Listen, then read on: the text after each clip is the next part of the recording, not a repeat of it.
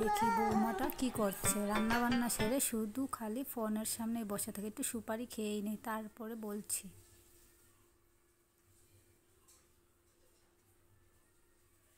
কি বৌমা, বেলা বাজছে 12টা, কখন রান্না বান্না করবে আর কখন খাওয়া দাওয়া করবো? হ্যাঁ, শুধু সারাটা দিন ফোনের সামনে শুধু নেচে বেড়াও, সেজে গুজে বেড়াও, আর সংসারটা কি রসাতলে যাবে? হ্যাঁ, কখন রান্না বান্না হবে? সব কিছু টাইমটা দেখেছো একবার? হ্যাঁ, হায় রে কপাল, হায় হায় হায়। যাই, রান্নাবান্নাটাই সেরে নিই, আমার আর সেজে গুজে রিলস বানানো হলো না।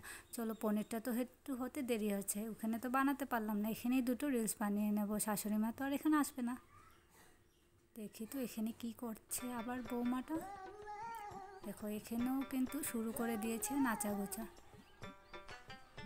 এসে গেল আমার শাশুড়ি মা। কি এখানেও তুমি শুরু করেছো? রান্নাটা অবধি মনোযোগ দিয়ে করছো না?